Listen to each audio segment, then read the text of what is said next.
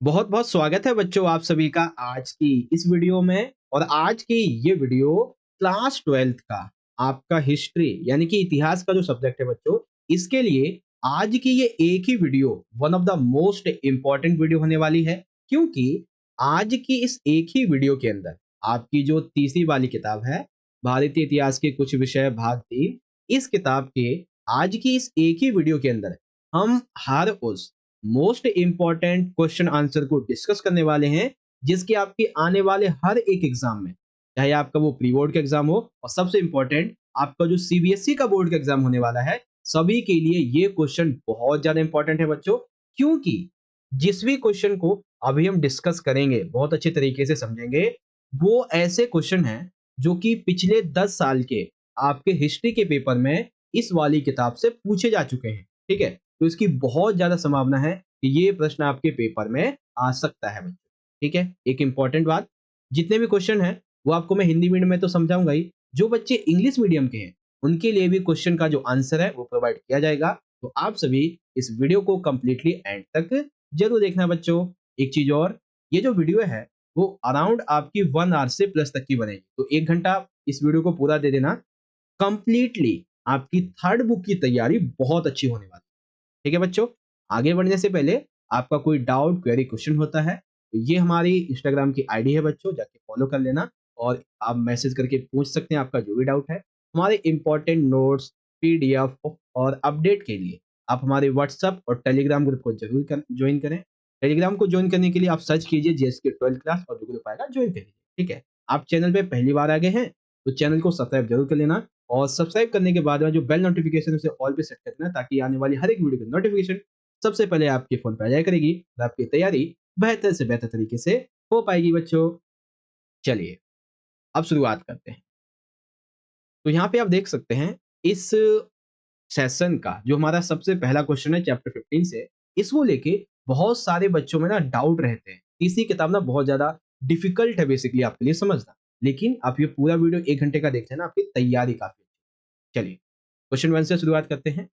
संविधान सभा में राज्य शक्तिशाली हो और केंद्र शक्तिशाली हो, इसको लेकर जो बहस चली इसकी व्याख्या, यानी कि आपको क्या बताना है, राज्य शक्तिशाली हो इसके बारे में किसने क्या कहा है और केंद्र शक्तिशाली हो इसके बारे में किसने क्या कहा है। ठीक है, तो राज्य के बारे में सिर्फ एक व्यक्ति का यहाँ पे बयान मैं लूंगा क्योंकि ज्यादा नहीं लिखना हमें। बयान है मद्रास के संतनम का। ठीक है, अभी मद्रास के संतनम क्या कहते हैं, ये कहते हैं न जाने क्यों संविधान सभा में एक जिद सी बन गई है कि तमाम देश भर की शक्तियां केंद्र को दी जाएं, जिससे कि केंद्र मजबूत होगा। लेकिन ये गलत फहमी है, क्योंकि अगर केंद्र के पास में जरूरत से ज्यादा विषय होंगे तो वो देश के विकास, देश की प्रगति का कार्य नहीं कर पाएगा। इसीलिए राज्य को अधिक वित्तीय स्वतंत्रता देनी चाहिए, जिससे कि राज्य केंद्र पर अपने राज्य के स्वास्थ्य, नागरिक इत्यादि की व्यवस्थाओं के लिए केंद्र पे निर्भर नहीं रहेगा। अगर इसे अधिक वित्तीय सहायता नहीं देंगे तो इसे हमेशा केंद्र के सामने हाथ फैलाना पड़ेगा। इसीलिए हमें एक मजबूत राज्य की आवश्यकता है। ठीक, उसके बाद केंद्र शक्तिशाली हो इसके ऊपर 3 व्यक्तियों के बयान है, जवाहरलाल नेहरू, डॉक्टर भीमराव अंबेडकर और बाली कृष्ण शर्मा। नेहरू जी कहते हैं कि हमें एक ऐसे केंद्र की जरूरत है जो कि देश में शांति स्थापित कर सके, विभिन्न राज्यों के बीच में जब राज्य की सरकार में बेसिकली विवाद हो तो उनके बीच में तालमेल बैठा सके, साथ ही देश के लोगों की आवाज, भारतीयों की जो आवाज है वो अंतरराष्ट्रीय स्तर पर उठा सके। इसके लिए हमें एक मजबूत केंद्र चाहिए, पावरफुल सेंटर चाहिए।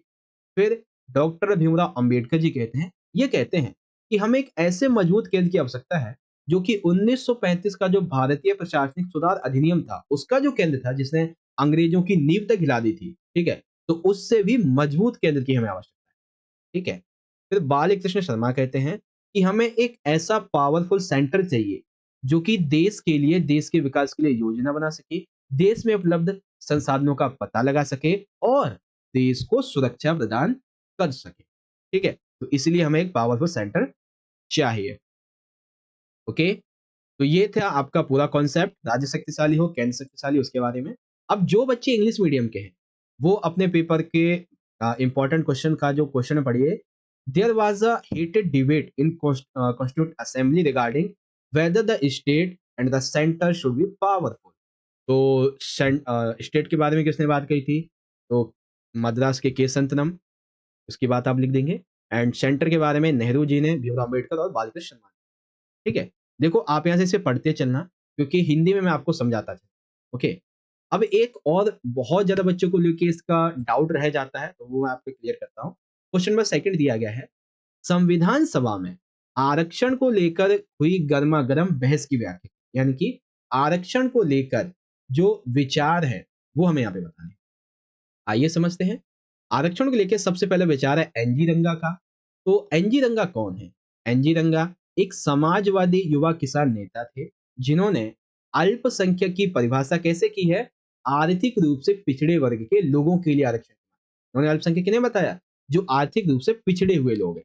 ठीक है, उन्होंने कहा हमारे इस संविधान के बनने का कोई मतलब नहीं है, नागरिकों को मिलने वाले अधिकार का कोई मतलब नहीं है तब तक जब तक कि इनका क्रियान्वयन नहीं होता। और क्रियान्वयन कब होगा? तब होगा जब ये अल्पसंख्यक भी हम आम जैसे लोगों के समान आएंगे। तो इसके लिए हमें क्या करना होगा? हमें इन्हें आरक्षण देना पड़ेगा। ठीक, फिर यहाँ पे दूसरे व्यक्ति आते हैं जयपाल सिंह।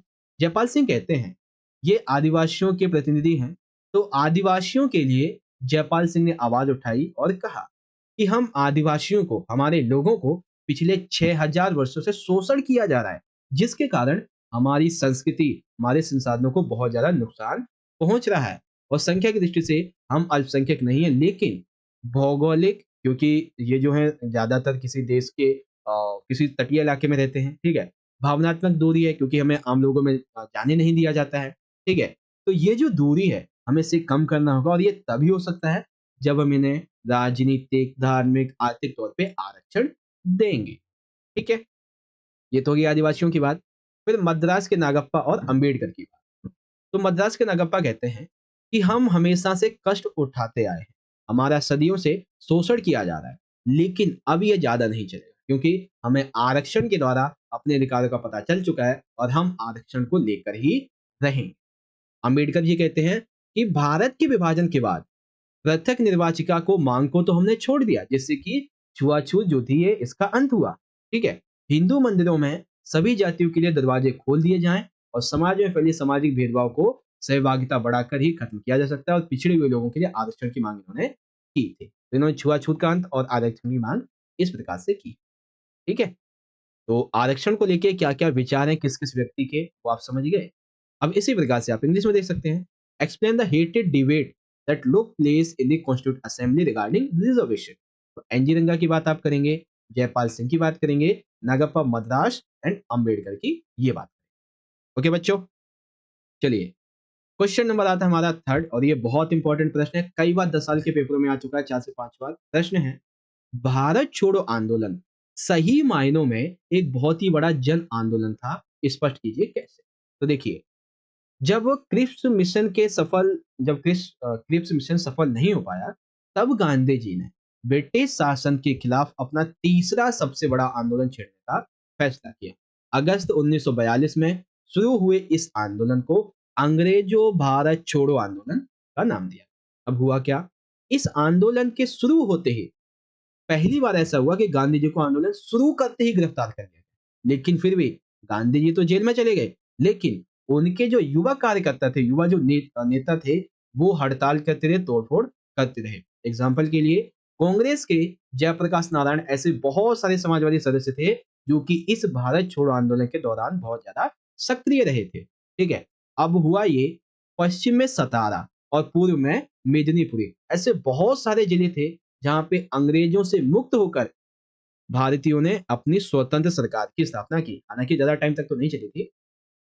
अब अंग्रेज इससे बहुत ज्यादा भड़क उठे, तो अंग्रेजों ने आंदोलन के प्रति सख्त रवैया अपनाया, और इस विद्रोह को दबाने के लिए, जो कि साल भर चला, इसको टाइम लग गया बहुत ज्यादा इन्हें।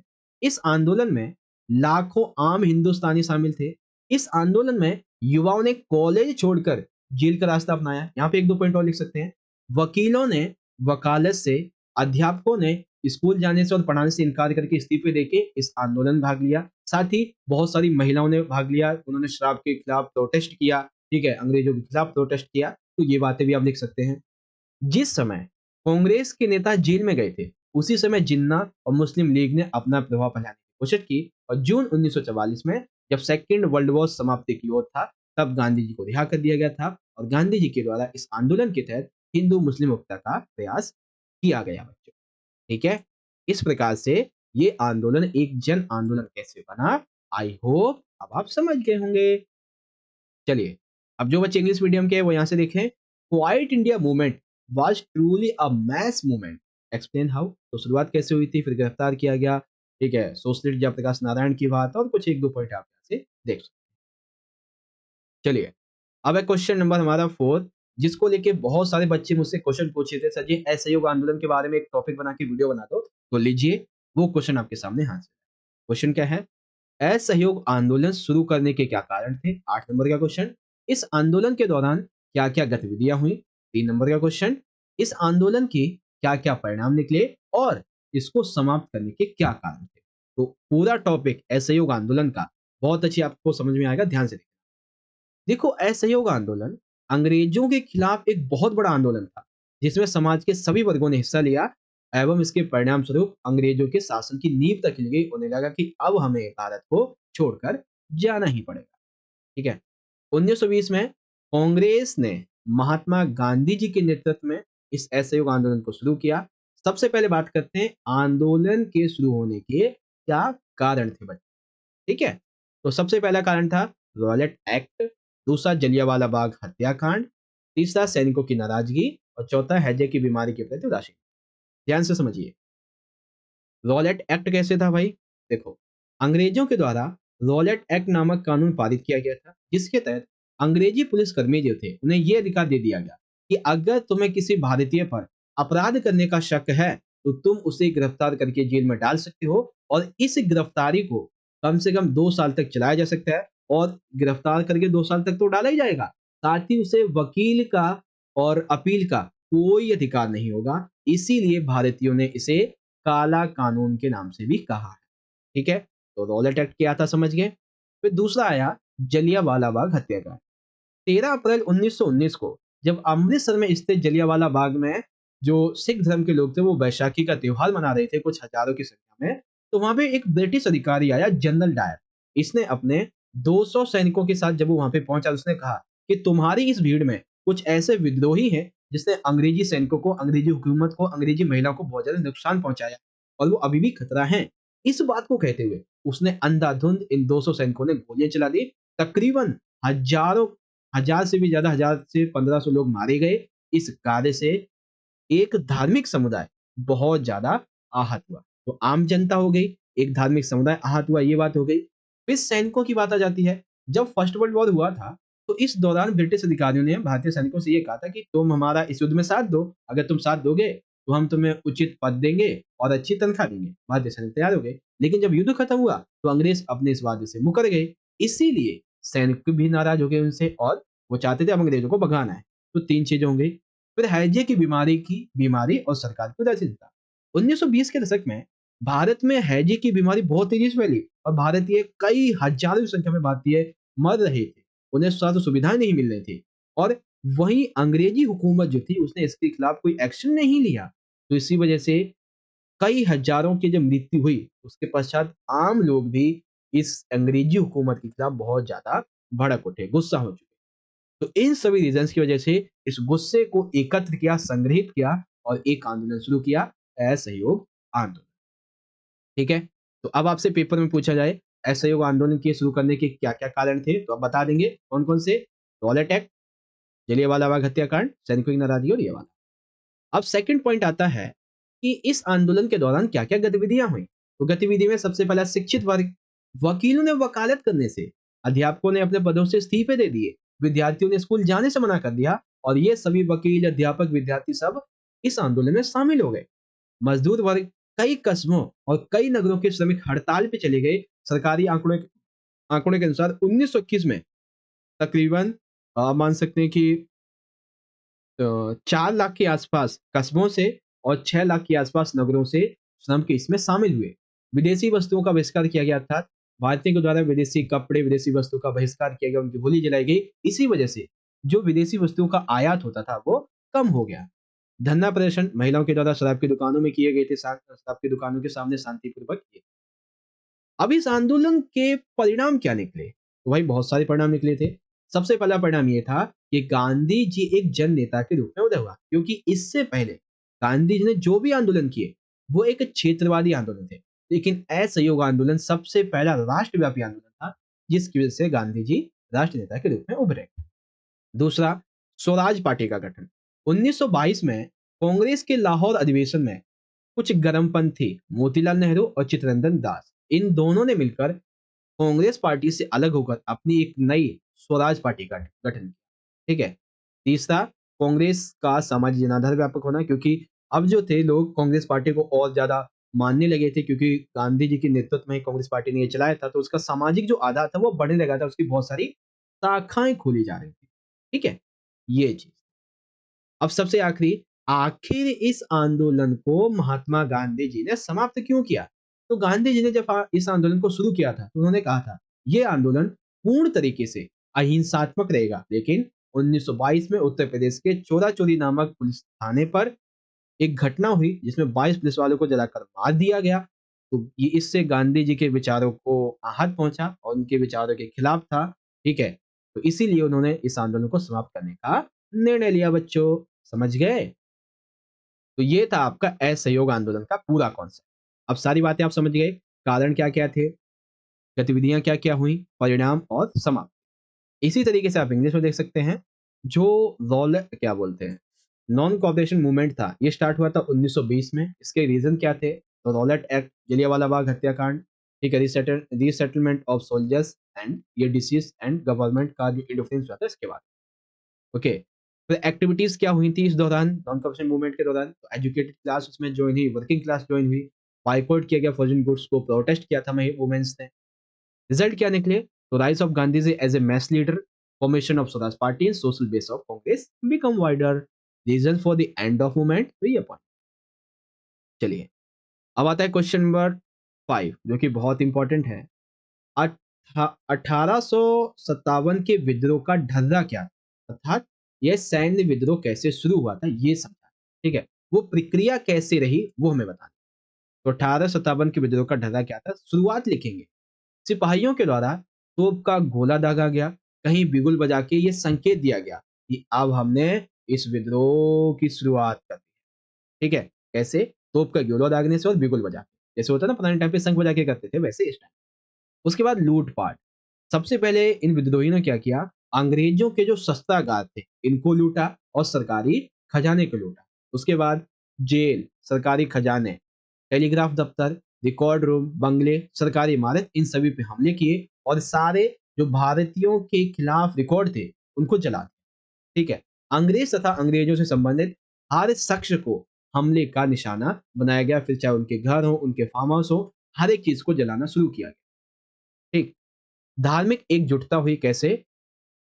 इस टाइम पे हिंदू और मुसलमान तमाम लोगों को एकजुट करने के लिए हिंदी, उर्दू और फारसी में अपीलें जारी की गई और ये कहा गया कि जब तक अंग्रेज हम पर हैं, हम अपने देश को आजाद नहीं कर सकते, इसीलिए हर एक धार्मिक समुदाय को इसमें भाग लेना पड़ेगा। इसीलिए ये जो उस समय अपीलें थी हिंदू और उर्दू फारसी में जारी की जाती। विद्रोह में आम लोग भी शामिल थे, सैनिकों के अलावा, जिनके हमलों का दायरा धीरे धीरे करके बढ़ता जा रहा था। विद्रोहियों ने लखनऊ, कानपुर, बरेली ऐसे बहुत सारे शहरों में साहूकार और अमीर लोगों को भी निशाना बनाया, अंग्रेजों को भी निशाना बनाया। मई जून के महीने में अंग्रेजों के पास विद्रोहियों का कोई जवाब नहीं था। अंग्रेज अपनी जिंदगी और अपना घर बार बचाने में फंसे हुए थे। ये आंदोलन इतना ज्यादा बढ़ चुका था। एक ब्रिटिश अफसर ने लिखा था, ब्रिटिश शासन ताश के किले की तरह बिखर गया। जिस प्रकार से ताश का किला होता है ना कि ऊपर सबसे जो होता है राजा टाइप में, जो ये के क्यू और जे में से जो के बड़ा होता है ना, उसको गिरा दिया तो पूरा जो ताश का किला था वो बिखर गया एक तरीके से। तो ये चीज थी, ये इन्होंने लिखा था। तो इस प्रकार से 1857 का विद्रोह का ढला चल पड़ा बच्चों। एक, इसी को इंग्लिश में देख लीजिए। What was the pattern of revolt of 1857? How did the military revolt start? ये पॉइंट है, आप यहाँ से पढ़ सकते हैं। ओके ओके, तो अब हम बात करते हैं अगले क्वेश्चन की, और क्वेश्चन नंबर जो 6 है ये इसी क्वेश्चन का दूसरा पार्ट है। ठीक है, 1857 के विद्रोह के दौरान विद्रोह के संचार के क्या-क्या माध्यम थे? यानी कि ये जो विद्रोह था, वो एक प्रकार से नियोजित था, प्लान्ड था। आप ये कैसे कह सकते हैं इसके संचार के माध्यम क्या? तो छोटा-छोटा पॉइंट बहुत इंपॉर्टेंट है, बड़े ध्यान से देखना। देखो, जब 7वीं अवध रेगुलर कैवलरी ने मई की शुरुआत में उन्हें कारतूस दिए गए जिसपे सूअर गाय की चर्बी लगी हुई थी, तो उन्होंने इनका इस्तेमाल करने से इनकार कर दिया, ठीक है? फिर उन्होंने इनकार करते हुए 48वीं नेटिव इन्फेंट्री को लिखा कि हमने अपनी धर्म रक्षा के लिए फैसला लिया। फिर 48वीं नेटिव इन्फेंट्री के हुक्म का वो इंतजार कर रहे थे। इस समय सिपाही उनके संदेशवाहक एक जगह से दूसरी जगह आ रहे थे। योजना कैसे बनाई जा रही थी, योजनाकार कौन थे, ये सारी चीजें यहाँ पे चल रही। एक एग्जाम्पल लिखेंगे यहाँ पे जो कि विद्रोह में ही था कि विद्रोह के दौरान अवध की जो मिलिट्री पुलिस थी, इसने कैप्टन हियर्से की सुरक्षा का जिम्मा लिया, ठीक है? और भारतीय सिपाहियों पर इसका जिम्मा था, जहाँ कैप्टन हियर्से तैनात। वहां की 41 नेटिव इन्फेंट्री यहाँ पे तैनात की गई। इस इन्फेंट्री ने ये दलील दी क्योंकि वे अपने तमाम गोरे अफसरों को खत्म कर चुके हैं, इसलिए अवध की मिलिट्री पुलिस का ये फर्ज बनता है कि जो कैप्टन जैसे उनकी सुरक्षा में है उन्हें मौत की नींद सुला दें या फिर हम यानी कि 41वीं जो नेटिव इन्फेंट्री ने दे दिया जाए, ठीक है? लेकिन मिलिट्री पुलिस ने दोनों दलीलें खारिज कर दी। अब ये तय किया गया कि इस मामले को हल करने के लिए रेजिमेंट की देसी अफसरों की पंचायत बुलाई जाएगी। इस विद्रोह की शुरुआत से इतिहासकारों में एक चर्चा क्या नाम है, एक चार्ल्स बोल ने लिखा कि यह पंचायत रात को कानपुर सिपाही लाइनों में जुटती थी। इसका मतलब है कि सामूहिक रूप से कुछ ना कुछ फैसले लिए जाते थे। तो इन सभी के माध्यम से हम ये कह सकते हैं कि इनके संचार के माध्यम में जो प्लानिंग थी 1857 के रिवोल्ट की, ये प्लान्ड थी ऑलरेडी, ठीक है? अब कैसे थी उसके बारे में आप ये एग्जांपल लेके समझाएंगे। इंग्लिश में आ जाता है, what were the means of communication of the rebels during the revolt 1857 describe. तो आपके सामने ये सारे के सारे पॉइंट हैं जिसे आप यहाँ से पढ़ सकते हैं। ओके, अब है क्वेश्चन नंबर 7। ये एक ऐसा प्रश्न है जिसके अंदर से आपके 3-3 नंबर के 3 क्वेश्चन, 8-8 नंबर के 2 क्वेश्चन निकलेंगे। ध्यान से पढ़िएगा। देखो, 5वीं रिपोर्ट का वर्णन करना है, तो 5वीं रिपोर्ट उन रिपोर्टों में से 5वीं रिपोर्ट थी जो भारत में ईस्ट इंडिया कंपनी के प्रशासन के बारे में थी। अक्सर इसे 5वीं रिपोर्ट के नाम से जाना जाता है। अब ये 5वीं रिपोर्ट की विशेषताएं क्या है? तो 5वीं रिपोर्ट 1813 में ब्रिटिश संसद में पेश की गई थी। इस रिपोर्ट में भारत में जो ईस्ट इंडिया कंपनी थी, इसके प्रशासन और क्रियाकलाप के बारे में जानकारी दी गई। यह रिपोर्ट लगभग 1002 पन्नों की थी, जिसमें जमींदार और रैयत की अर्जियां, अलग-अलग जिले के कलेक्टर की रिपोर्ट, राजस्व विवरण, अधिकारियों के द्वारा बंगाल और मद्रास के राजस्व न्यासिक प्रशासन, इसकी टिप्पणियां लिखी। कंपनी ने 1760 के दशक के मध्य में जब से बंगाल में अपने आप को स्थापित किया है, तब से इंग्लैंड में उसके क्रियाकलापों पर बारीकी से नजर रखी जा रही है और खास करके इस व्यापार को लेके हमेशा इंग्लैंड की संसद में इस ईस्ट इंडिया कंपनी को लेके विवाद चलता रहता है। अब यही पॉइंट आता है कि आखिर 5वीं रिपोर्ट की आवश्यकता पड़ी क्यों? तो पड़ी इसलिए क्योंकि ब्रिटेन में बहुत सारे ऐसे समूह थे जो कि भारत और चाइना के व्यापार पर ईस्ट इंडिया कंपनी का जो एकाधिकार था बंगाल में, ये उसका विरोध करते थे क्योंकि ब्रिटेनियों का ये मानना था कि हमने भारत पर बंगाल को जो जीता है, बंगाल पे जो कब्जा किया है, इसका फायदा जो है वो केवल और केवल ईस्ट इंडिया कंपनी को मिल रहा है, पूरे ब्रिटेन को नहीं, ठीक है? इसीलिए निजी व्यापारियों की यहाँ पे संख्या बढ़ती जा रही है, तो हमें अब ब्रिटेन के जितने भी उद्योगपति हैं, जितने भी विनिर्माता हैं, इन सभी को भारत के बाजार के लिए हमें भी अधिकार मिलने चाहिए। इसीलिए इसके एकाधिकार का विरोध किया जाता है। कंपनी के कुशासन और अव्यवस्थित प्रशासन के विषय में प्राप्त सूचना ब्रिटेन में जब ये बात गई, ये रिपोर्ट पेश की गई, तो बहस छिड़ गई। कंपनी के अधिकारियों के लालच, उनके भ्रष्टाचार की घटना ब्रिटेन के समाचार पत्रों में छापी जाने लगी थी। इसके बाद ब्रिटिश संसद ने भारत में कंपनी के शासन को नियंत्रित करने के लिए 18वीं शताब्दी के अंतिम दशकों में कई अधिनियम पारित किए और कंपनी को मजबूर किया गया कि भारत के प्रशासन के विषय में नियमित रूप से अपनी सारी रिपोर्टों को भेजेगा और कंपनी के कामकाज की जांच करने के लिए कई समितियां बनाई गई। तो फाइनली 5वीं रिपोर्ट की आवश्यकता जिसलिए पड़ी थी, उस वो सफल यहाँ पे हो गई। अब एक कॉन्सेप्ट है बच्चों, कि जो 5वीं रिपोर्ट है इसको पूरा भरोसे लायक नहीं समझा सकते। क्यों? क्योंकि 5वीं रिपोर्ट एक ऐसी रिपोर्ट है जो कि प्रवर समिति के द्वारा तैयार की गई। यह रिपोर्ट भारत में ईस्ट इंडिया कंपनी के शासन के स्वरूप पर जो ब्रिटिश संसद है, इसमें गंभीर वाद विवाद का आधार भी बनी। 5वीं रिपोर्ट में उपलब्ध साक्ष्य हैं तो बहुमूल्य, लेकिन इस रिपोर्ट पर पूरा भरोसा नहीं किया जा सकता है, क्योंकि यह बात जाननी बहुत ज्यादा जरूरी है कि 5वीं रिपोर्ट किसने लिखी थी और उसका उद्देश्य क्या था, अर्थात क्या उसका उद्देश्य ईस्ट इंडिया कंपनी को अच्छा दिखाना था, बुरा दिखाना था, क्या उद्देश्य था, तो हमें ये समझना पड़ेगा। 5वीं रिपोर्ट लिखने वाले कंपनी के कुप्रशासन की आलोचना करने पर तुले हुए थे, जैसे कि जमींदारी नीलामी के बारे में, ठीक है? जमींदार इसको बचाने के लिए नए-नए हथकंडे अपनाते थे, इस पे भी बातें हैं। उपरोक्त वर्णन करनों के आधार पे हम कह सकते हैं कि ये रिपोर्ट भरोसे लायक नहीं थी बच्चों, ठीक है? तो ये थी आपकी 5वीं रिपोर्ट, जो कि आपको यहाँ पे बहुत अच्छी तरीके से समझ में आ गई होगी बच्चों, ठीक है? चलिए अब इंग्लिश में देख लेंगे, डिस्क्राइब द फिफ्थ रिपोर्ट। तो फिफ्थ रिपोर्ट है क्या? उसके बाद फिफ्थ रिपोर्ट की हमें बेसिकली नीड क्यों पड़ी, हमें इन द सेंस कि चैप्टर में जो दिया गया है उसके बारे में, ठीक है? फिर ये कंप्लीटली जो ट्रस्ट बोथ थे कैसे है, तो उसके बारे में आपके पास ये 2 पॉइंट है, तीसरा और चौथा है, बाकी ऊपर की तो थोड़ी और बात। चलिए अब क्वेश्चन नंबर 8 आ जाता है, ये प्रश्न बहुत ही इंपॉर्टेंट है। प्रश्न क्या है?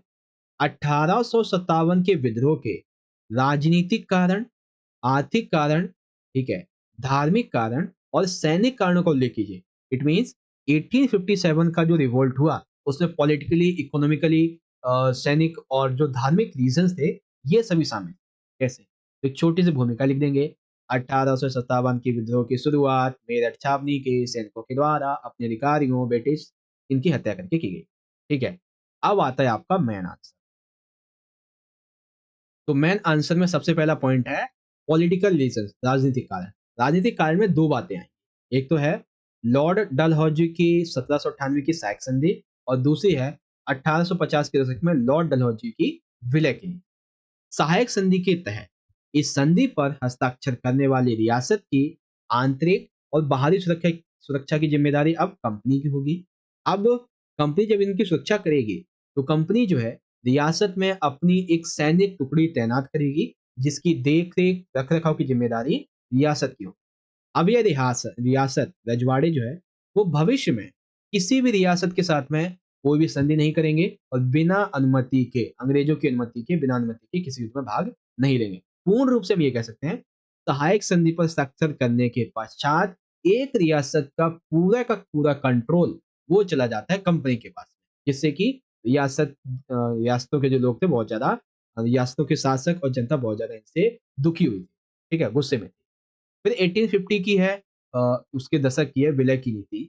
इसके तहत ये कहा गया यदि किसी भी रियासत का शासक अपने बिना किसी उत्तराधिकारी के मर जाता है तो उसकी रियासत का विलय कंपनी में कर लिया जाएगा, अर्थात उस पे और कोई शासन नहीं करेगा अगर उसके पास में उसका कोई वाजिद जो उत्तराधिकारी नहीं है तो, ठीक है। तो राजनीतिक कारण तो ये दो हो गए जिससे रियासत के शासक ये बहुत ज्यादा गुस्से में। दूसरा है इसका आर्थिक कारण। अब आर्थिक कारण में दो बातें हैं। एक तो है इस्तमरारी बंदोबस्त और एक मुश्त बंदोबस्त के तहत जमींदारों की और ताल्लुकदारों की जो सत्ता थी, जो पावर थी, वो छीन ली गई थी। अब उन्हें केवल और केवल कर वसूलने का कार्य दिया गया था और ताल्लुकदारों से अवध में जमीन छीन कर रैयत को दी जा रही थी। तो एक तरीके से अब जमींदार और ताल्लुकदार ये बहुत ज्यादा अंग्रेजों के खिलाफ होने वाले थे, ठीक है। दूसरा, राजस्व व्यवस्थाओं के अंतर्गत मांगा गया जो राजस्व था वो इतना ज्यादा था कि राजस्व वसूली के बहुत कठोर तरीके अपनाते थे। ऐसा होता था कई बार कि जुर्माना ना देने पर पूरे गांव में आग लगा दी जाती थी, उसकी फसल को जब्त कर लिया जाता था। तो आम लोग, जमींदार और ताल्लुकदार ये सभी अंग्रेजों से बहुत ज्यादा खिलाफ हो गए, ठीक है। ध्यान से सुनते चलना क्या क्या हो रहा है।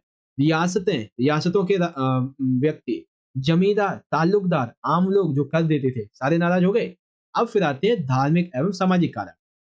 हुआ ये कि जब अंग्रेज भारत में आए तो इनके साथ में कुछ ईसाई मिशनरियां भी आई, तो इन्होंने जबरदस्ती या फिर बहला फुसला के लोगों का धर्म परिवर्तन करवाना शुरू कर दिया, खास करके हिंदू और मुसलमानों का, ठीक है। तो इससे हिंदू और मुस्लिम दोनों ही धार्मिक समुदाय के लोग इन ईसाई मिशनरियों और अंग्रेजों के खिलाफ गुस्से में हो गए। दूसरा, लॉर्ड विलियम बेंटिक की जो शिक्षा नीति थी, इसके तहत सती प्रथा पर प्रतिबंध लगाया गया था 1829 में।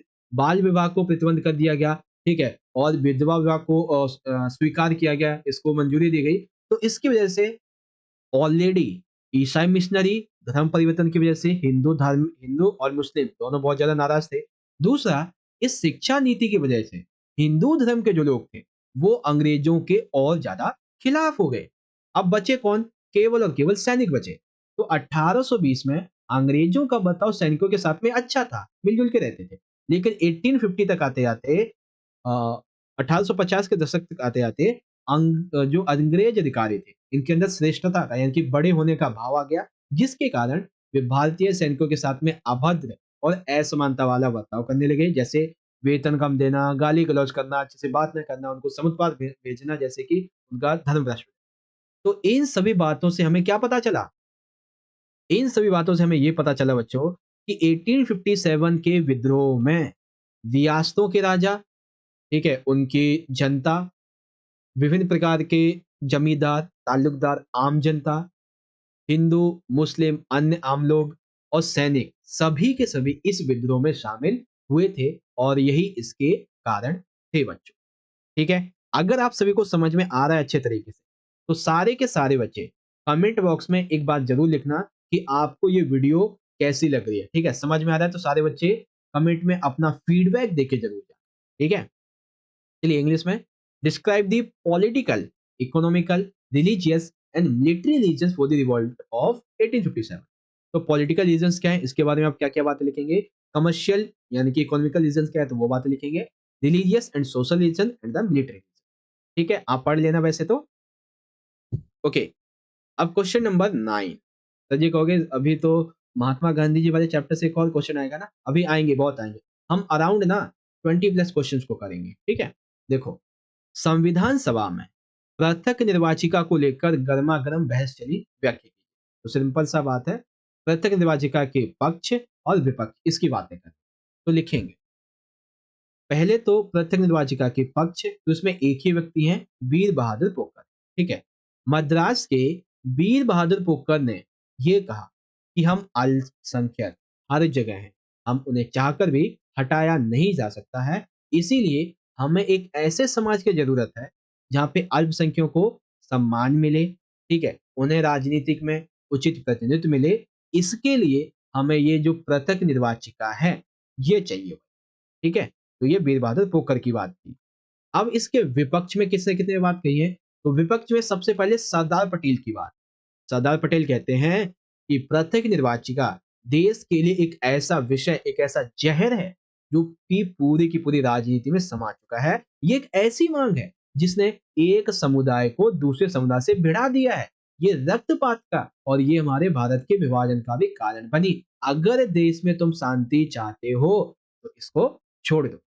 फिर आरबी धुलेकर क्या कहते हैं कि प्रथम निर्वाचिका जो है ये एक अंग्रेजों की चाल थी। उन्होंने संरक्षण के नाम पे फूट डालो राज करो की नीति खेली है, जो कि अ, अब इसमें तुम्हें छोड़ के चले गए। ठीक है, अगर तुम चाहते हो देश में शांति हो तो तुम इसे छोड़ दो। ठीक है, ये दो बातें कही थी। तो पृथ्वी निर्वाचक के पक्ष में वीर बहादुर पोकर और विपक्ष में आरबी धुलेकर सरदार। इंग्लिश में आ जाएंगे तो separate in the constituent assembly there was a heated debate regarding the election है, सेपरेट पार्टीज टू इलेक्शन। हाँ ठीक है, ये दो बातें हो जाएंगी। ओके, चलिए अब क्वेश्चन नंबर 10। ये ऐसा प्रश्न है बच्चों, बहुत बार पेपर में आया है, बहुत इंपॉर्टेंट है, इसीलिए इसको थोड़ा ध्यान से समझो। संविधान सभा में हिंदी राष्ट्रभाषा हो या ना हो, इसको लेकर जो बहस हुई है ये बतानी, अर्थात संविधान सभा में हिंदी राष्ट्रभाषा बनाने के पक्ष में और उसके विपक्ष में बातें बतानी है, और साथ ही जो भाषा समिति बनाई गई थी इसने क्या सुझाव दिया था ये भी बताना है। तो पहले छोटी भूमिका लिखेंगे, हिंदी राष्ट्रभाषा हो या नहीं, राष्ट्रभाषा हो या नहीं, इसके ऊपर संविधान सभा में कई चर्चाएं हुई। हिंदी के समर्थक गांधी जी का मानना यह था कि हिंदुस्तानी जो भाषा है यह राष्ट्रभाषा होनी चाहिए, ना तो संस्कृत और ना ही फारसी ना ही उर्दू होनी चाहिए, ये इन दोनों का मिश्रण होने चाहिए। इसीलिए राष्ट्रीय भाषा ऐसी हो जो सभी को बोली जानी चाहिए। इसी को देखते हुए एक भाषा समिति बनाई गई थी। अब इस भाषा समिति ने क्या सुझाव दिया? इस समिति ने सुझाव दिया कि जो देवनागरी लिपि है, इसमें लिखी गई हिंदी भाषा को देश की राष्ट्रीय नहीं, केवल राजकीय भाषा बनाया जाएगा पहले। उसके बाद पहले 15 सालों तक इसको शासकीय कार्यों की जो भाषा है वो अंग्रेजी ही रहेगी। प्रत्येक प्रांत को अपने-अपने कार्य के अनुसार अपनी-अपनी स्थानीय भाषा चुनने का अधिकार होगा। ठीक है? इससे क्या होगा? मतभेदों को कम करने के लिए हिंदी को राष्ट्रभाषा की बजाय राज्य भाषा कहा गया। अगर राष्ट्रभाषा बोल देते ना, तो ये नेशनली बन जाती, लेकिन राज्य भाषा बोला यानी कि पर्टिकुलर किसी के लिए था। 15 साल तक हिंदी भाषा का प्रचार-प्रसार किया जाएगा और एक बार फिर से पूरे देश में स्थिति का जायजा लिया जाएगा। अगर हिंदी को राष्ट्रीय भाषा चुना जाना है, तो जायजा लेंगे, उसके बाद में हम चुनेंगे कि इसको बनाना है या नहीं। ठीक है? तो भाषा समिति ने ये कुछ-कुछ बातें कही थी। अब इसके पक्ष में बात आती है कि हिंदी को राष्ट्रभाषा बनाने के पक्ष में क्या तर्क है? तो एक तर्क जो कि अभी आपको मैं बता ही चुका हूँ, गांधी जी का। फिर पक्ष में दूसरी बात है श्रीमती दुर्गाबाई जी का। मद्रास प्रांत की इस महिला ने कहा, भाषा का मुद्दा बहुत ही ज़्यादा विवाद वाला। यह अन्य लोगों को ये एहसास कराता है कि हिंदी भाषा कितनी आवश्यक है। लोगों के बीच में भय पैदा होने लगा था क्योंकि अन्य भाषाओं के शब्दों को हिंदी से पृथक किया जा रहा था। ठीक है? तो जब भाषा समिति ने अपनी रिपोर्ट दी, तब इन्होंने ये बयान दिया था कि मुझे तो लग रहा था कि बाकी की भाषा के लोग मानने वाले लोग जो है ना वो विद्रोह कर देंगे, संविधान सभा से चले जाएँगे, कुछ ऐसी-सी बातें। फिर शंकर देव राव की बात आती है, तो इनका कहना ये था कि कांग्रेसी तथा महात्मा गांधी के अनुयायी होने के नाते हिंदुस्तानी को राष्ट्रभाषा के रूप में हम यानी कि मैं स्वीकार कर चुका हूँ। इसीलिए उन्होंने ये चेतावनी दी कि अगर आप दिल से हिंदी का समर्थन करना चाहते हो, तो कोई ऐसा कदम ना उठाएं जिससे मेरे संदेश को बढ़ावा मिले। इसके विपक्ष में तर्क आ जाते हैं। गांधी के अनुयायियों के द्वारा गैर हिंदी भाषी के क्षेत्रों में प्रचार प्रसार किया गया, भाषा अध्ययन हेतु कक्षाएं चलाई गई। ये विपक्ष में कोई बात नहीं है, ठीक है, बस आगे के कॉन्सेप्ट है। तो एक दो पॉइंट आपके ये बातें थी, ठीक है। विपक्ष में कोई बातें नहीं है, बाकी ये पॉइंट है। ओके, इसी प्रकार से इंग्लिश में आ जाएगा, explain the heated debate that took place in the constitution assembly regarding whether Hindi should be the national language और नॉट। तो गांधी जी की बात, suggestion given by the language committee, इसके फेवर में। और ये दूसरा पॉइंट है, ये आर्गुमेंट नहीं है बेसिकली, ये कुछ और ही बातें हैं। ठीक है, चलिए क्वेश्चन नंबर 11। दांडी यात्रा में गांधी जी ने नमक को ही मुद्दा क्यों चुना? इस दौरान उन्हें किस किस का समर्थन मिला और इसकी सफलता लिखिए। ठीक है, तो दांडी यात्रा का हमें यहाँ पे कॉन्सेप्ट समझाना है अच्छे तरीके से। काट क्यों रहा है भाई? ओके, देखो, दांडी यात्रा के लिए गांधी जी ने नमक को ही क्यों चुना? क्योंकि गांधी जी नमक को बनाने पर जो अंग्रेज ब्रिटिश अधिकारियों का एकाधिकार था, इसको समाप्त करना चाहते थे। क्योंकि जो नमक है, वो एक प्राकृतिक देन है। इस पर हर एक प्रत्येक व्यक्ति का हक है। ये भारतीयों के घर का मसाला है, इन्होंने एकाधिकार कर रखा है। मजबूरन भारतीयों को कुछ पैसों में इसे खरीदना पड़ता है, ठीक है? जो कि गलत है। इसीलिए इस नमक के खिलाफ हुए गुस्से को एकत्र किया और नमक के मुद्दे को चुना। शुरुआत, दांडी यात्रा की शुरुआत 12 मार्च 1930 को गांधी जी ने अपने साबरमती में स्थित आश्रम से समुद्र की ओर चलना शुरू किया और इसकी शुरुआत हुई। भाषण और उसका प्रभाव, तो यात्रा के दौरान गांधी जी ने समय समय पर कई जगहों पर भाषण दिए, जिनमें उन्होंने ये कहा कि सभी वर्ग एक हो जाएं, समाज में पछते स्वर्ण वर्ग जो है यानी कि बड़े बड़े जो ऊपरी वर्ग हैं, उन्हें अछूत जो छोटे वर्ग हैं, इनकी सेवा में लग जाना चाहिए। और भाषण का प्रभाव ऐसा हुआ कि बहुत सारे लोग, बहुत सारी महिलाएं, पढ़े लिखे लोग, अमीर लोग, ठीक है, ये सभी इसमें शामिल होते चले गए। फिर आती है इसकी सफलता की बात। तो 6 अप्रैल 1930 को गांधी जी ने दांडी तट पर पहुंचकर नमक बनाकर नमक कानून को तोड़ा और फिर 1924 की तरह फिर एक बार से गांधी जी को गिरफ्तार कर लिया गया और उनको जेल में डाल दिया गया। ठीक है, वह अमेरिकी मैगजीन टाइम, जिसने इस दांडी की यात्रा के शुरू होते ही गांधी जी को पेड़ू दुबले पतले शरीर सा कहा था। इन्होंने कहा था कि जीते जी जो है ये कभी सफल नहीं होगा। फिर बाद में इन्होंने अंतरराष्ट्रीय स्तर पर इनकी प्रशंसा की। जब ये सफल हो गया तो गांधी जी अंतरराष्ट्रीय स्तर पर मशहूर हो गए। ठीक है, ये था आपका क्वेश्चन नंबर 11। समझ गए बच्चों? अब आप यहाँ से देख सकते हो सारी की सारी बात। इंग्लिश मीडियम में why did Gandhi ji choose salt for the Dandi march and what support did they get during the march and write it success. तो आखिर इन्होंने क्यों चुना नमक को? दांडी मार्च शुरू कैसे हुआ? स्पीच एंड इसके इम्पैक्ट्स और सक्सेस एंड अरेस्ट। ओके, चलिए अगला क्वेश्चन। महात्मा गांधी को जानने के क्या क्या स्रोत हैं? अर्थात आज हम महात्मा गांधी जी के जो बारे में जो जानते हैं, तो इनको जानने के हमारे पास में क्या क्या स्रोत हैं? तो सबसे पहला स्रोत है बच्चों आत्मकथा। महात्मा गांधी सॉरी आत्मकथाएं जो हैं वो उस अतीत का हमें ब्यौरा देते हैं जो समृद्ध होता है। यह कथाएं स्मृति के आधार पर लिखी जाती हैं जिनसे ये पता चलता है कि लिखने वाले को क्या याद रहा, क्या महत्वपूर्ण लगा। हमें पढ़ते समय ध्यान रखना चाहिए कि लेखक ने क्या नहीं लिखा। देखो, आत्मकथा सिंपल सी है, जैसे कोई यात्रा वृतांत होता है ना, तो उसमें वो अपने हिसाब से लिखता है, ठीक है, उसको क्या याद रखा, वो क्या हमें दिखाना चाहता था, उसने क्या देखा, वो हमें देखने को मिलता है। तो बहुत सारी आत्मकथाओं से, यात्रा वृत्तांतों से गांधी जी के बारे में हमें बातें पता चलती हैं बच्चों। एक, फिर निजी लेखन और भाषण। बेसिकली हरिजन अखबार में महात्मा गांधी जी उन पत्रों को शामिल किया करते थे जिसमें जिन लोगों से उन्हें वो मिलते थे, ठीक है। साथ ही महात्मा गांधी जी के द्वारा दिए गए जो भाषण हैं उससे भी हमें गांधी जी के बारे में पता चलता है। विभिन्न प्रकार के समाचार पत्र, जैसे आपने देखा था ना, जब भी कोई आंदोलन होता था तो अंग्रेजी अन्य भाषाओं में छपने वाली जो अखबार थी, मैगजीन थी, वो इनकी पहले तो करती थी बुराई, उसके बाद में जब आंदोलन सफल हो जाता था तो उनकी प्रशंसा करती थी। तो उनसे हमें पता चल जाता है।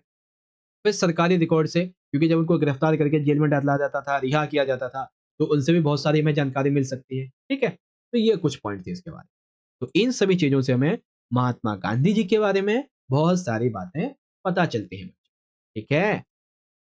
चलिए इंग्लिश में what were the sources to knowing Mahatma Gandhi? Autobiographies, personal writing and speech, various newspapers and government records. Okay, चलिए अब क्वेश्चन नंबर जो 13 है, इसमें मैंने दो क्वेश्चन लिए एक ही साथ में पेपर की तरह। क्या है? कला और साहित्य ने 1857 की स्मृति को जीवित रखने में मदद की, भारतीय दृष्टिकोण में उदाहरण से समझाई। अर्थात कला ने और साहित्य ने किस प्रकार से 1857 की जो स्मृति है इसको याद रखने में मदद की, ये तो आइए समझते हैं। इतिहास लेखन की तरह कला और साहित्य ने भी 1857 की स्मृति को जीवित रखने में योगदान दिया। कैसे? देखो, सबसे पहला पॉइंट, विद्रोहियों के नेताओं को नायक के रूप में प्रस्तुत करना। अर्थात जो कला और इतिहास साहित्य है, इससे विद्रोही के जो नेता होते थे, विद्रोहियों के जो नेता होते थे, इनको एक हीरो की तरह पेश किया गया। ये देश के रण स्थल की तरफ ले जा रहे हैं। उन्हें लोगों को दमनकारी साम्राज्यवादी शासन के खिलाफ उत्तेजित करते हुए चित्रित किया जाता है। चित्रों में ये हमें बताया गया है, ठीक। फिर कविता आ जाती है। एक हाथ में घोड़े की रास, दूसरे हाथ में तलवार थामे अपनी मातृभूमि की मुक्ति के लिए लड़ाई लड़ने वाली रानी का शौर्यगान, शौर्य के गौरवगान करते हुए बहुत सारी कविताएं लिखी गई, जैसे कि झांसी की रानी। यह एक ऐसी मर्दाना शख्सियत थी, यानी कि इनको इस शख्सियत के रूप में चित्रित किया गया है जो दुश्मनों का पीछा करते हुए ब्रिटिश सिपाहियों को मौत की नींद सुलाते हुए आगे बढ़ रही थी। वो आपने सुनी है ना कहानी, वो पंक्तियां, खूब लड़ी मर्दानी वो तो झांसी वाली रानी थी, बुंदेले हर बोलो की मुंह हमने सुनी कहा। तो इन कविताओं के माध्यम से हमें पता चलता है। रानी लक्ष्मीबाई जी, इन्होंने फौजी पोशाक में घोड़े पर सवार होकर एक हाथ में तलवार लेके इनको दिखाया गया है, जो कि अन्याय और विदेशी शासन का बहुत ही ज्यादा विरोध करती हुई दर्शाई गई है। भावना और एहसासों ने भावना और एहसासों ने उन्हें शक्ल दी, इस प्रकार से ये कुछ बात, ठीक है। तो विद्रोहियों के नेताओं को एक हीरो के रूप में बताना, कविता, झांसी की रानी, लक्ष्मीबाई और एक दो पॉइंट, ठीक है। अब जो सेकंड क्वेश्चन था, उसका दूसरा पार्ट ये हमारा बनता है कि 1857 के विद्रोह में जो अफवाहें थी और जो भविष्यवाणियां थी, इन्होंने एक महत्वपूर्ण भूमिका कैसे निभाई, ठीक है। तो भाई बहुत ही अहम भूमिका निभाई थी इन सभी चीजों ने। आइए समझते हैं कैसे। सबसे पहला पॉइंट, एनफील्ड राइफल के कारतूस, क्योंकि सेना के अंदर जो सैनिक थे, उन्हें गायों और सुअर की चर्बी से ढकी जो गोलियां थी, जो कारतूस है, वो दिए गए थे और उनसे कहा गया था तुम इसको खींचो, इसका उपयोग करो। अगर वो उन्हें मुंह से खींचते तो उनका धर्म भ्रष्ट हो जाता है। पहली अफवाह। दूसरी, आटे की अफवाहों के अनुसार ये कहा गया कि बाजार में मिलने वाला तुम्हारे लिए खाने का जो आटा है, उसमें गाय और सुअर की हड्डी का चूर्ण यानी कि पाउडर मिलाया गया है, अगर तुम इसे खाओगे तो धर्म भ्रष्ट हो जाएगा। चपाती, उत्तर भारत के बहुत सारी जगहों पे ये देखा गया कि रात के समय एक व्यक्ति आता, ठीक है, वो दूसरे गाँव के व्यक्ति को चपा दे देता, फिर वो व्यक्ति जाके आगे देता था। आखिर इसका कॉन्सेप्ट क्या था? इसका उपयोग क्यों होता था? ये आज तक नहीं पता चला। ठीक? फिर लोटा और खलासी का मुद्दा ये तो सभी को पता है। निचली जाति के खलासी ने एक ब्राह्मणी सिपाही से ये कहा कि मुझे प्यास लगी है, तुम अपने कंटेनर से थोड़ा-सा पानी दे दो। सिपाही ने उस निचली जाति के खलासी से ये कहते हुए अपने कंटेनर से पानी देने से इनकार कर दिया कि तुम निचली जाति के स्पर्श मात्र से मेरा घड़ा, मेरा कंटेनर, मेरा पानी दूषित हो जाएगा। जिससे सेना में ऊंची और निचली जाति के बीच में संघर्ष छिड़ गया। फिर सैनिकों को समुद्र पार भेजा जाना, भारतीय सैनिकों को समुद्र पार भेजा जा रहा था, ठीक है, और उनकी एक मान्यता थी कि अगर आप समुद्र को पार करते हो तो आपका धर्म भ्रष्ट हो जाता है। ठीक है, तो ये अफवाहें और ये भविष्यवाणियां थी बच्चों, समझ में आ गया? चलिए, इंग्लिश में art and literature help keep the memory of 1857 live. तो क्या-क्या बातें लिखेंगे? सबसे पहले तो इसमें आप लिखेंगे presenting the leaders of the rebels of heroes. Poem की बात रानी लक्ष्मी झांसी की बात रानी लक्ष्मी की और कुछ ये बात। सेकंड क्वेश्चन था हमारा कि rumours and predictions played an important role to revolt 1857। तो एनफील्ड कारतूस इसके बारे में, floors, chapati, lota khalasi, show, sending soldiers across the sea, कुछ ये बात। ओके, चलिए, अब है हमारा क्वेश्चन नंबर 14 जो कि छोटा प्रश्न है, 3 नंबर का प्रश्न ये है, भारतीय संविधान सभा का गठन कैसे? तो गठन बेसिकली कैसे हुआ था? सबसे पहला पॉइंट है 1946 के प्रांतीय चुनाव। 1946 में भारत में जो प्रांतीय चुनाव हुए थे, इसी के आधार पे संविधान सभा के सदस्यों का गठन हुआ था, अर्थात उन्हें हम आम लोगों ने नहीं चुना था। किसने चुना था? 1946 के प्रांतीय चुनाव के जो व्यक्ति थे, इन्होंने चुना। ठीक है? फिर विभाजन और मुस्लिम लीग, वो जो कैबिनेट मिशन आया था 1946 में, उसके तहत भारतीय संविधान सभा की जो सदस्य संख्या थी, वो कितनी बताई गई थी? 389। और इसके बाद जब भारत का विभाजन हुआ, तो मुस्लिम लीग ने संविधान सभा से अपनी सदस्यता हटा ली। तब टोटल जो है वो 299 सदस्य भारतीय संविधान सभा में बचे थे, जिसमें से 84% जो सदस्यता थी, वो कांग्रेस की थी। ठीक है? फिर रियासतों की बात आ जाती है। तो भारत में स्थित रियासतों के वे प्रतिनिधि जिन्होंने भारतीय संघ में मिलने का निर्णय कर लिया था, वे भी भारतीय संविधान सभा में शामिल थे। बैठकें कितनी हुई? तो संविधान सभा की निर्माण की सबसे पहली बैठक 9 दिसंबर 1946 को हुई। ठीक है? और दिसंबर 1949 में ये पूरी तरीके से बनके तैयार हो गया। कुल 11 सत्र हुए, 165 बैठकें हुई। ठीक है? इस प्रकार से भारतीय संविधान सभा का गठन हुआ था बच्चों। समझ गए बढ़िया तरीके से? चलिए, इंग्लिश में आते हैं। तो how was Indian constitute assembly formed? तो किस प्रकार से हुई थी? आपके सामने ये पॉइंट है, आप यहाँ से पढ़ सकते हैं। अगला क्वेश्चन बहुत ही आसान है, आप सभी ने बहुत बार पढ़ा होगा। संविधान सभा में उद्देश्य प्रस्ताव कब और किसने दिया था, इसकी क्या विशेषता है? तो 13 दिसंबर 1946 को नेहरू जी ने संविधान सभा में उद्देश्य प्रस्ताव पेश किया था, जिसमें स्वतंत्र भारत के संविधान के मूल आदर्शों की रूपरेखा थी। अर्थात भारत जब स्वतंत्र होगा, मतलब स्वतंत्र होने वाला था, तो स्वतंत्र भारत का जो संविधान रहेगा, उसके मूल आदर्श क्या होंगे, इसकी रूपरेखा। उद्देश्य प्रस्ताव एक ऐतिहासिक प्रस्ताव था। स्वतंत्र भारत के संविधान के मूल आदर्शों की रूपरेखा थी इसमें।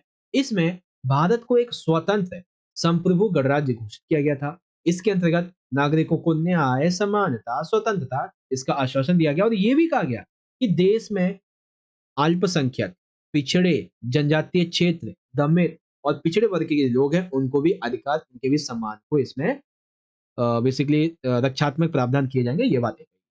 ठीक है? तो ये था आपका उद्देश्य प्रस्ताव बच्चों। इंग्लिश में ये रहा, आप देख सकते हैं यहाँ पे easily. When and who proposed the objective in the constitution and brackets characteristics। तो आपके सामने ये पॉइंट है, यहाँ से पढ़ सकते हैं। चलिए, क्वेश्चन नंबर है हमारा 16, बहुत अच्छा प्रश्न है, कई बार आया पेपर में। ताल्लुकदारों की सत्ता छीनने का नतीजा ये हुआ कि पूरी की पूरी सामाजिक व्यवस्था भंग हो गई। वर्णन कीजिए कैसे? तो देखो, अंग्रेजों से पहले जो ताल्लुकदार थे, यही किसानों का शोषण भी करते थे। ठीक है? और यही किसानों की बुरे वक्त में पैसे देके मदद भी करते थे। ठीक है? कई बार तीज त्योहार जब होते थे, तो ताल्लुकदार जो थे वो उन किसानों की मदद कर देते थे। लेकिन अब ताल्लुकदारों से उनकी ये सत्ता छीन ली गई, तो अब अंग्रेजों के राज में किसानों से मनमाना राजस्व वसूला जाता था, जितनी मर्जी होती थी। उतना पैसा वसूलते थे, उतना कर वसूलते थे, ठीक है? चाहे बुरा वक़्त हो, जैसे कि फसल खराब हो गई हो, बारिश ना हुई हो, कुछ भी हो, मैटर नहीं करता। वो बस यही चाहते थे उन्हें पूरा कर मिल जाए, अगर नहीं मिलता था, तो वो क्या करते थे, गाँव जला देते थे पूरा का पूरा, ठीक है? उस किसान पे बहुत ज़्यादा बेसिकली मारपीट होती थी, कुछ ऐसा होता था इनके साथ, ठीक है? तो इस प्रकार से वह सामाजिक व्यवस्था जिसमें ताल्लुकदार पहले किसानों का शोषण भी करते थे, लेकिन उनकी मदद भी करते थे, अब वो भंग हो गई थी, ठीक है? चलिए इंग्लिश में taluqdar was that the entire social system broke down describe how was like that. Okay, चलिए एक और छोटा प्रश्न, क्वेश्चन नंबर 17, एक मुश्त बंदोबस्त कब लागू किया गया और इसके क्या परिणाम? तो एक मुश्त बंदोबस्त 1856 में ब्रिटिश भू राजस्व व्यवस्था लागू की गई थी। इस बंदोबस्त के तहत जो ताल्लुकदार बिचौलिए थे, अब उनके जमीन पर मालिकाना हक हटा लिया गया, उनसे छीन लिया गया था। तो यही तो वो बात हुई ना कि ताल्लुकदार की स्थिति छीन गई थी।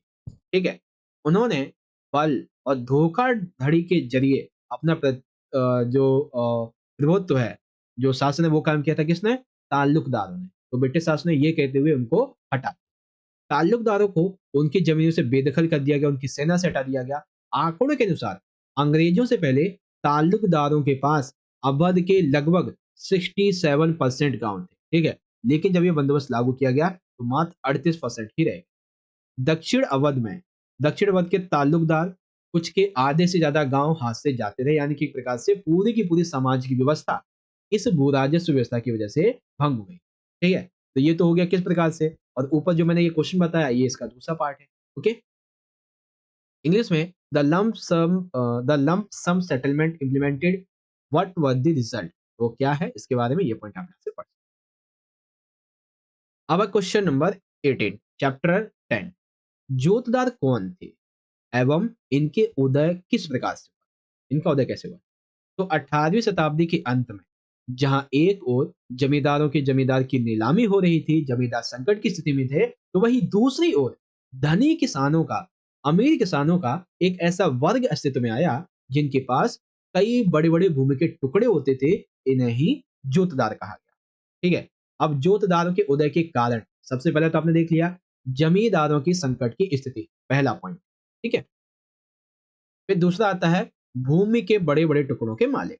जोतदारों के पास में बड़ी-बड़ी भूमियाँ होती थी। इनके पास बहुत सारा लैंड एरिया होता था, जिस पर ये गाँव के लोगों से कृषि कार्य करवाते थे और उन्हें पैसा देते, ठीक है? दूसरा, व्यापार और साहूकारिता का काम करना। जोतदार जो थे, ये काश्तकारों को, गरीबों को उधार देते थे। अगर वो उधार नहीं चुका पाते थे, तो कहते थे, "कोई बात नहीं, तुम हमारे जो खेत हैं, उन पे काम कर लो। जब तक तुम्हारी मज़दूरी हमारे उधार के लायक नहीं हो जाती है, तब तक आप काम करते रहो।" सिंपल। फिर किसानों को जमींदारों के अत्याचार से बचाना, अर्थात जब जमींदार जबरदस्ती से या फिर अपने लठैतों को भेजकर गांव से कर मांगने के लिए कहता था, कर वसूलने की बात करता था, तो जोतदार अपनी रैयत की रक्षा करने के लिए जमींदार के लोगों से लड़ते थे एवं अपनी रैयत को जमींदार के द्वारा दिए जाने वाले अत्याचारों से बचाए। तो इसीलिए अब जो थी रैयत, किसानों की निष्ठा अब किसके प्रति जा रही थी? जोतदार के प्रति। ठीक है? किससे हटकर? इन क्या बोलते हैं, जमींदारों से। ठीक है? तो ये था आपका क्वेश्चन नंबर 18 जो कि आपको यहाँ पे समझ में आ गया बच्चों। चलिए आगे देखते हैं। द लैंडलॉर्ड्स एंड हाउ, पहले तो ये कि ये लैंडलॉर्ड्स थे कौन? ठीक है? तो थे कौन इसके बारे में ये है, एंड उसके बाद में ये आ जाता है कि अ, कैसे इनका विकास हुआ? तो ये 3 पॉइंट, ठीक है? चलिए, अब हम बात करते हैं अपने अगले क्वेश्चन की। क्वेश्चन नंबर 19 जो कि बहुत इंपॉर्टेंट है और बहुत आसान भी है। प्रश्न क्या है? पहाड़िया लोगों की जीवन शैली का वर्णन कीजिए। अभी आगे चल के कुदाल और हल की जो लड़ाई है वो भी आपको बताऊँ। तो पहाड़िया लोगों की जीवन शैली का वर्णन कीजिए। इसमें एक क्वेश्चन और निकलेगा बच्चों। पहाड़िया लोग जो थे, वो जंगल से घनिष्ठ रूप से जुड़े हुए थे। समझाइए कैसे? ठीक है? तो ये 2 क्वेश्चन निकलेंगे। तो आ जाइए समझते हैं पहाड़िया लोगों की संपूर्ण जीवन शैली किस पर निर्भर थी? जंगल पर। तो लिखेंगे पहाड़िया लोग जंगल के छोटे से हिस्से में झाड़ियों को काटकर घास फूस को जलाकर जमीन साफ कर लेते थे। जब जमीन साफ करते थे और वहां के जो घास फूस थी उसको काटते थे, जला देते थे, तो उससे जो राख और पोटास निकलते थे, ठीक है, उससे जमीन उपजाऊ बन जाती थी। जहां पे ये लोग जो थे, ये पहाड़िया लोग विभिन्न प्रकार की दालें, ज्वार और बाजरा उगाया करते, ठीक है? फिर व्यापार और खान-पान। जंगल से पहाड़िया लोग खाने के लिए महुआ के फूल इकट्ठे करते थे। ये लोग बेचने के लिए रेशम का कोया, दाल, काठ-कोयला बनाने के लिए लकड़ियों के एकत्र करते थे। शिकार करने वाले ये लोग थे। ये झूम खेती किया करते थे। खाद्य बटोरने वाले थे, काठ-कोयला बनाने वाले, रेशम के कीड़े पालते थे। इस प्रकार से ये अपना खान-पान और व्यापार किया करते थे। ठीक है? अरे! इतनी जल्दी कहाँ चला गया? हाँ, ये रहा। उसके बाद इनकी ज़िंदगी जो थी, वो जंगल से जुड़ी हुई थी। अब खान-पान के बारे में अभी हमने देख ही लिया। दूसरा, यह लोग इमली के पेड़ों के बीच में अपनी झोपड़ियों को बना के रहते थे। आम के पेड़ों के नीचे ये छाँव में आराम करते थे। ये पूरे प्रदेश को जहाँ पे रहते थे, ये उसे निजी भूमि मानते थे और यदि कोई बाहरी व्यक्ति आता था, तो आने ही नहीं देते थे पहली बात तो। जैसे फ्रांसीसी बुकानन था ना, तो उसको भी नहीं आने दिया था। इनके मुखिया समूह में एकता बनाए रखते थे और आपसी लड़ाई को निपटाते थे। कई बार ऐसा होता था कि ये लोग खेती करते थे, उनके पास में खाद्य वगैरह बचते नहीं थे, तो ये मैदानी इलाकों पे आक्रमण कर देते थे, ठीक है? अकाल या फिर अभाव की स्थिति में। तो ये कुछ पॉइंट हैं, ठीक है? तो ये है पहाड़िया लोगों की संपूर्ण जीवन शैली, ओके? अब दूसरा क्वेश्चन यहाँ पे आ जाता है कि पहाड़िया लोगों के लिए एक नया खतरा है, ठीक है? कुदाल और हल की लड़ाई, तो ये क्या थी ये बताओ? तो देखो, पहाड़िया लोग जंगल में आसानी से अपनी गुजर-बसर कर रहे थे बेसिकली, ठीक है? उन्हीं दिनों एक नए खतरे की सूचना मिली, संथाल लोगों का आगमन। संथाल लोग जंगलों का सफाया करते थे, इमारती लकड़ी को काटते थे, जमीन को जोतते थे। किससे जोतते थे? ये लोग हल से जोतते थे, ठीक है? हल से जोतते थे, चावल तथा कपास उगाते थे। उस इलाके में ये बड़ी संख्या में घुसे चले आते। कहाँ पे? राजमहल की पहाड़ियों में जहाँ पे पहाड़ियाँ पहले रहते। संथाल लोगों ने निचली पहाड़ियों पे अपना कब्जा जमा लिया। इसी वजह से पहाड़िया लोगों को राजमहल की पहाड़ियों के और भीतर की ओर पीछे जाना पड़ा। ठीक है? पहाड़िया लोग जो कि जुम की खेती करते थे, कुदाल का उपयोग करते थे। ठीक है? यदि कुदाल को पहाड़ी जीवन का प्रतीक माना जाए, तो हलों को संथाल का प्रतीक माना जा सकता है। इसीलिए ये कुदाल और हल की लड़ाई थी। सिंपल। ठीक है? तो ये आपका क्वेश्चन नंबर 20 कंप्लीट हो गया यहाँ पे। इस प्रकार से अब इसको इंग्लिश में देख लीजिए। Describe the life style of the Paharia people. तो क्या है उनकी लाइफ स्टाइल, वो आप यहाँ से पढ़ सकते हैं। ठीक। फिर उसके बाद में ये जो द फाइट थी बिटवीन स्पिड एंड प्लग, उसके बारे में आपके सामने ये पॉइंट है, यहाँ से पढ़। चलिए अगला है क्वेश्चन नंबर 21। अब यहाँ पे देखो ये दो तीन क्वेश्चन ऐसे हैं जिसमें आपको दिखा देता हूँ, आप पढ़ लेना। अफवाहें तभी फैलती हैं बच्चों, जब आपके मन में डर हो, ठीक है? तभी ये फैलती हैं। 1857 के विरुद्ध में आपको ये बताना है कि अफवाहों में लोग विश्वास क्यों कर रहे हैं। तो सबसे पहला कारण था लॉर्ड विलियम बेंटिक की शिक्षा नीति की वजह से, क्योंकि यह पश्चिमी शिक्षा, पश्चिमी विचारों को लोगों को समझा रहे थे, विद्यालय खोल रहे थे। साथ ही इन्होंने सती प्रथा के लिए कानून बनाए 1829 में, इसको खत्म करने के लिए विधवा विवाह को विधवा विवाह को मान्यता दी थी। तो इन सभी वजह से लोग जो थे वो अभी जो अफवाहें हमने पढ़ी थी ना 4 से 5, उनमें विश्वास करने लगे थे। विलय का सिद्धांत जो कि रियासत के बारे में था वो मैंने आपको बता दिया। ईसाई धर्म का प्रचार-प्रसार, सैनिकों को समुद्र पार भेजना, ये भी सब बता दिया। ठीक है? तो आप इसको पढ़ लेना वैसे तो चाहो, काफ़ी टाइम हो गया है इसीलिए मैं इसको थोड़ा-सा जल्दी एंड करने की सोच रहा हूँ।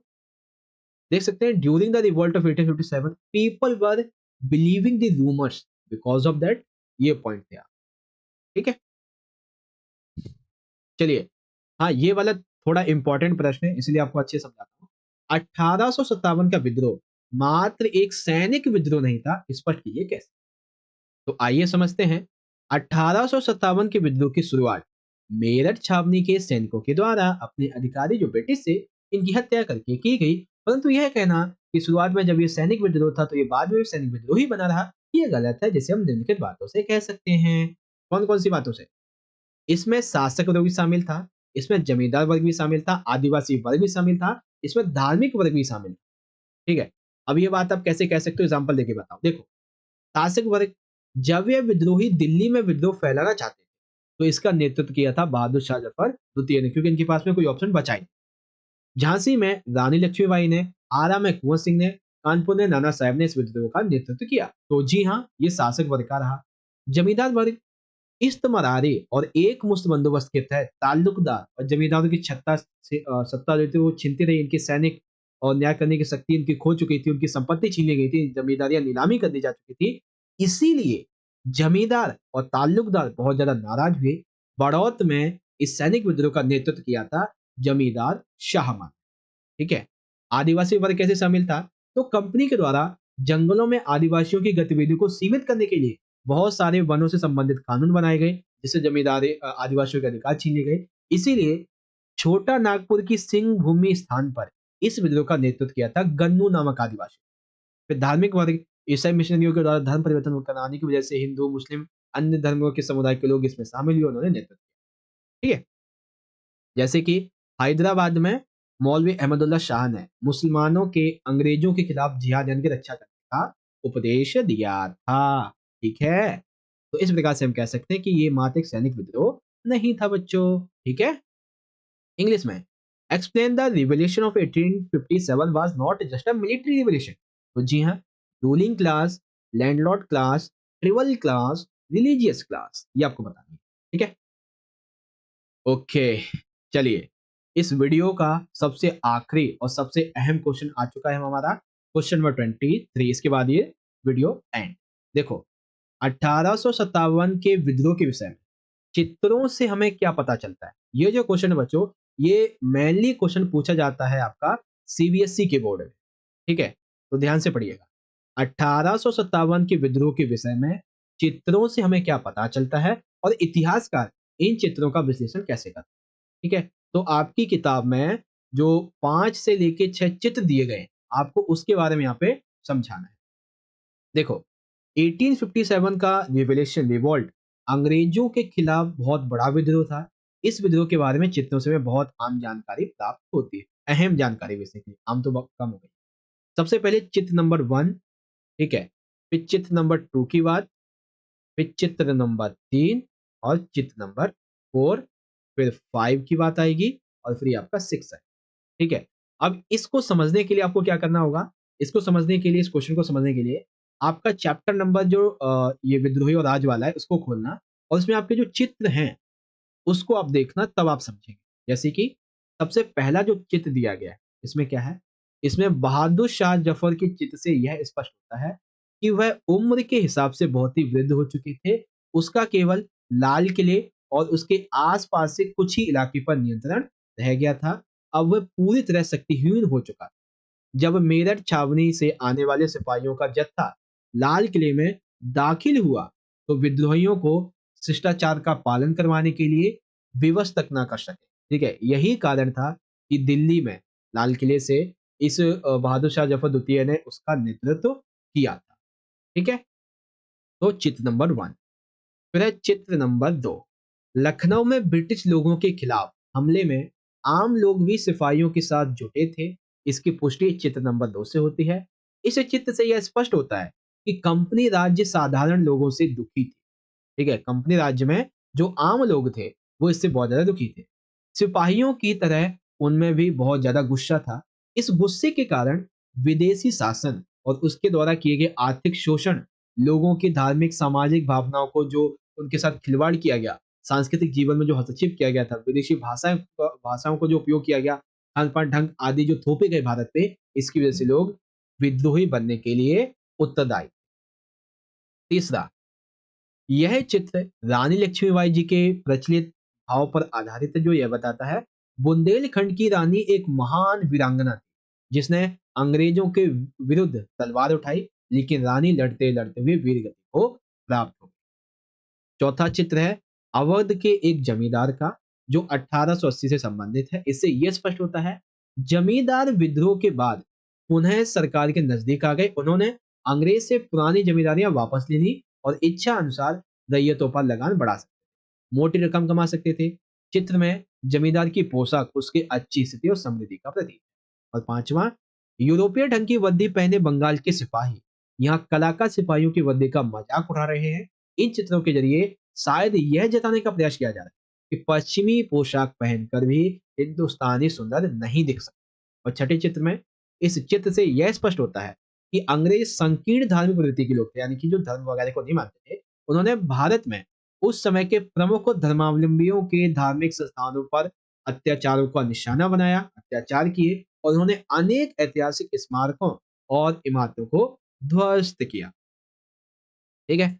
तो कुछ ये चित्र हैं जो कि आपको पता होने चाहिए और इन चित्रों को आप तभी समझ सकते हैं जब आप अपने किताब के उन 6 के 6 चित्रों को देखेंगे बच्चों, ठीक है? इन्हीं क्वेश्चन को इंग्लिश में आ जाता है, what do paintings reveal about the revolt of 1857? How do historians analyse this picture? तो पिक्चर नंबर 1 इससे क्या पता चलता है? फिर picture number 2, 3, 4, 5 and 6। Well, congratulations. क्यों सर? क्योंकि यहाँ पे आज के इस सेशन का जो हमारा सबसे इंपॉर्टेंट पार्ट था वो कंप्लीट कर लिया है। आपकी तीसरी वाली किताब के हर एक इंपॉर्टेंट क्वेश्चंस को, जिसमें हमने 20 प्लस पिछले 10 साल के पेपरों में पूछे गए क्वेश्चंस को डिस्कस किया। ठीक है? अब आप सभी बच्चों से इस छोटी सी रिक्वेस्ट है और वो ये है कि अब अगर आपको ये वीडियो अच्छा लगा हो, सब कुछ सारे क्वेश्चन समझ में आ गए हो, तो आप एक प्यारा सा लाइक जरूर कर देना इस वीडियो को। अपने दोस्तों में ज़्यादा से ज़्यादा जरूर से शेयर कर देना और कमेंट बॉक्स में आप सभी अपना फीडबैक देके जरूर जाना कि आपको वीडियो के सारे क्वेश्चन समझ में आए या नहीं।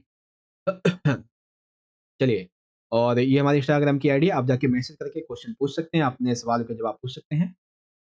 और आप हमारे चैनल पे पहली बार आए हैं, इस वीडियो को पहली बार देख रहे हैं, तो क्या कर रहे हो? सब्सक्राइब करो और सब्सक्राइब करने के बाद में जो बेल नोटिफिकेशन है उसे ऑल पे सेट करो, ताकि जब भी नई वीडियो हम डालें तो उसकी जो नोटिफिकेशन है वो सबसे पहले आपके फोन पे आ जाया करेगी और आपकी तैयारी बेहतर से बेहतर तरीके से हो पाएगी बच्चों। चलिए आगे टेलीग्राम ग्रुप वगैरह को ज्वाइन कर लेना। मिलते हैं अगली वीडियो में, तब तक के लिए पढ़ते रहिए और अपना बहुत अच्छे से ख्याल रखिएगा। ऑल द बेस्ट, बहुत बहुत धन्यवाद। जय हिंद, जय भारत, वंदे मातरम।